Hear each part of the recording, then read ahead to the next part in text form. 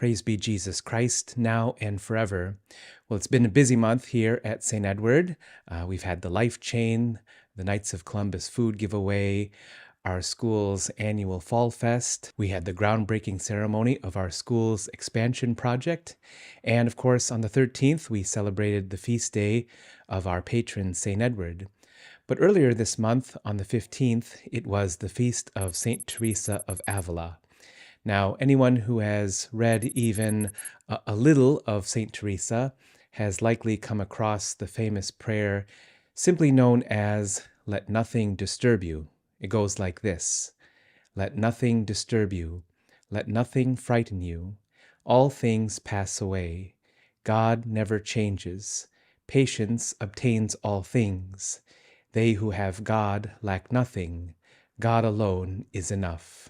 This has been a go-to prayer for many people, especially in times of anxiety.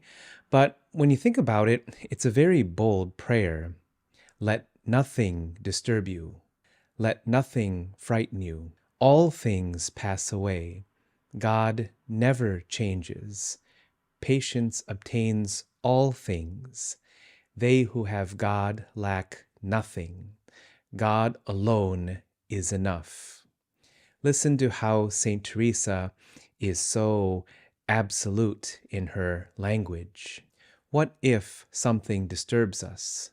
What if something frightens us? I guarantee each of us has been frightened or disturbed by something. St. Teresa herself likely had to contend with her own fears as well. But through spiritual discipline and prayer, she was able to transcend her fears and live a saintly life. While we do have things that disturb or frighten us, we acknowledge those things, but then use the spiritual tools that we have been given to overcome those fears, so that we don't lose sight of who God is and what is our goal, which, like St. Teresa, is to become a saint. Number 1, let nothing disturb you. Do you remember when the 24-hour news channel became a thing? It was amazing. You didn't have to wait until tomorrow's newspaper to find out what was going on in the world, or wait until the local news to come on. At any time of the day, every day, you could turn on the TV and catch the news. And then we got social media. And now not only can we get the news anytime, now anyone with a smartphone can get it anywhere. And there's a lot of convenience in having the world's information in your pocket. Do you want to know the weather? Do you want to know who the Lions are playing this Sunday? You can find it anytime and anywhere. The downside is that there is a lot of negative news out there, and negative news is more entertaining, and so the airwaves are intentionally filled with it. Of course, it's not airways if we're talking about the internet, but that's not the point. That's a problem for us, not because we shouldn't know what's going on. The problem is that we are bombarded with so much bad news, and we become so used to it that all we know is the feeling of being unsettled and uneasy. There's even a phenomenon called doom scrolling. Doom scrolling is like binging on bad news.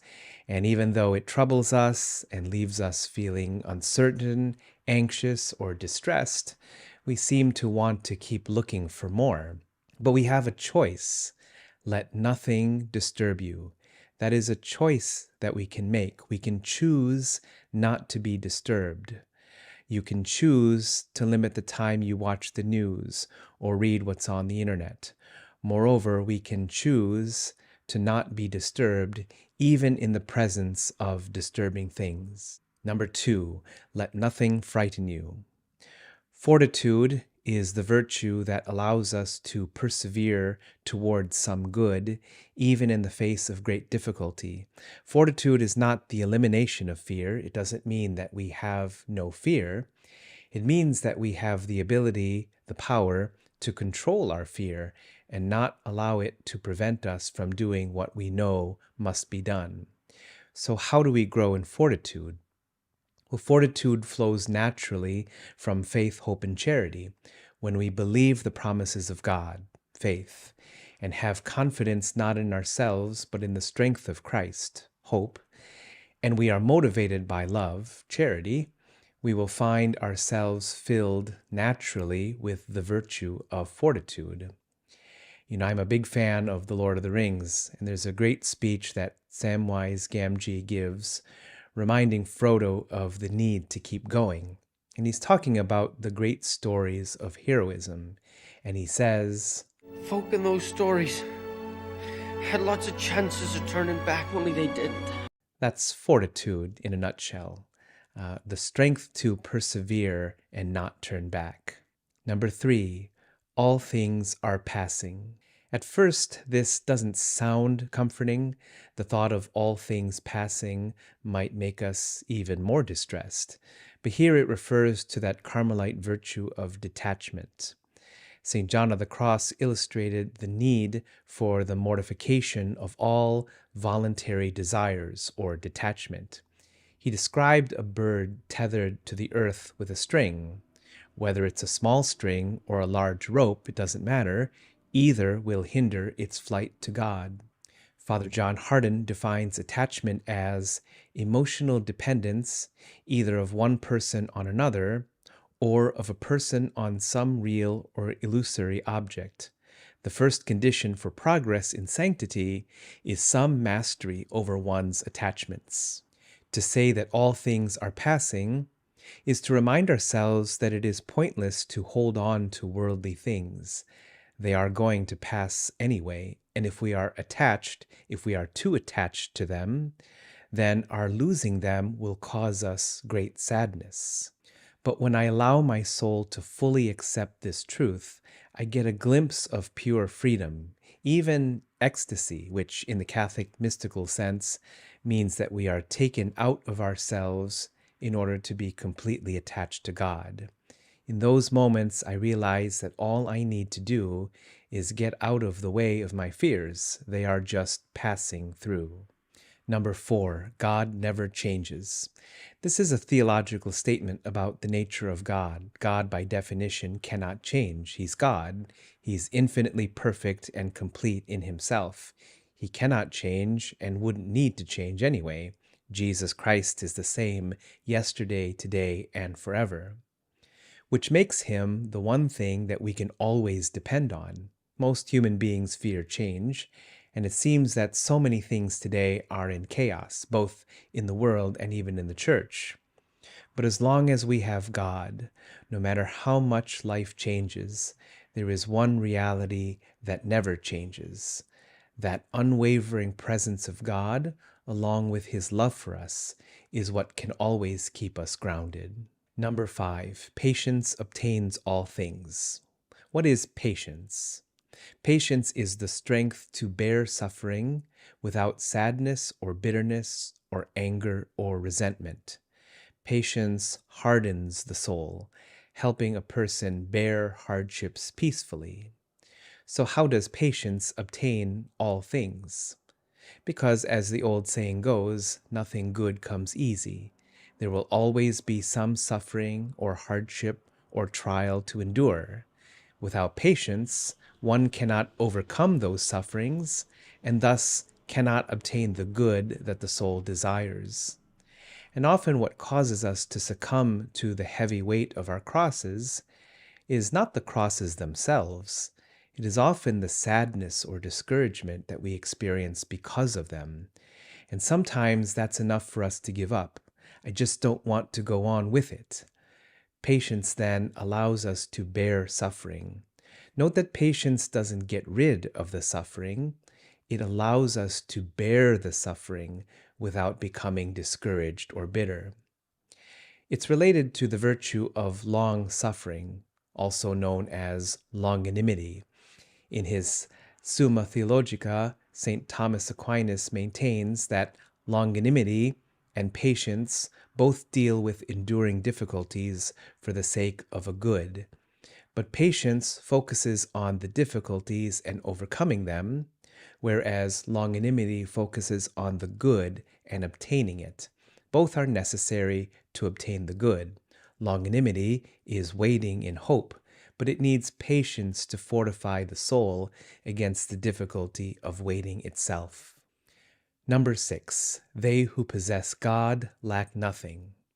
Inflation, supply chain issues, threats of economic downturns or collapses, social unrest, threats of war, reality of war. There are many things that are concerns for people. It seems like more people are mindful of all of these things that are going on and are becoming preppers. Those who believe that some catastrophic disaster or calamity is likely to occur in the future, and they make active preparations for it. Usually it involves stockpiling food, water, supplies, etc., so that they can take care of themselves and their families when said disaster arrives. Let it be clear that there's nothing wrong inherently with stocking up on necessities so as to be prepared for a period of uncertainty. There's nothing wrong with having a pantry, with canning fruits and vegetables, with having first aid and other supplies on hand, and so forth. But it does become a problem if fear is the motivation that influences us. We listen to the parable of the rich fool. Then he told them a parable. There was a rich man whose land produced a bountiful harvest. He asked himself, "What shall I do? For I do not have space to store my harvest." And he said, "This is what I shall do. I shall tear down my barns and build larger ones. There I shall store all my grain and other goods. And I shall say to myself, now as for you, you have so many good things stored up for many years. Rest, eat, drink, be merry." But God said to him, "You fool, this night your life will be demanded of you, and the things you have prepared, to whom will they belong? Thus will it be for the one who stores up treasure for himself, but is not rich in what matters to God." And that's because, number 7, God alone is enough. God alone suffices. Number 1, God is perfection. Number 2, we were made by God for God, and only He can satisfy us. Number 3, no created thing in this world can substitute for God. And that's the thing that one must accept. I must truly believe that God alone suffices. The less I believe that, the more I'm going to search for lesser things to try to satisfy the insufficiency. But no matter how long I search, I'm never going to find it in these lesser things. That's because God alone suffices. It is the Apostle Philip who said, "Lord, show us the Father, and that will be enough for us." He alone can fill all our emptiness. He alone can satisfy all our needs. He alone can make us content, and even more than content. This is why we work to empty our heart of all other things, for if the Father alone suffices, then we have no need for material or worldly goods, exterior wealth, and even the praise of others. And so I encourage you to get to know that prayer of St. Teresa of Avila. As I said, it's a good prayer, not only in times of anxiety or worry, but really for any time. And it's a short prayer that we should all have in our arsenal anyway, a prayer that we should all become familiar with. May the intercession and prayers and example of St. Teresa of Avila help us to persevere in growing in holiness. God bless you.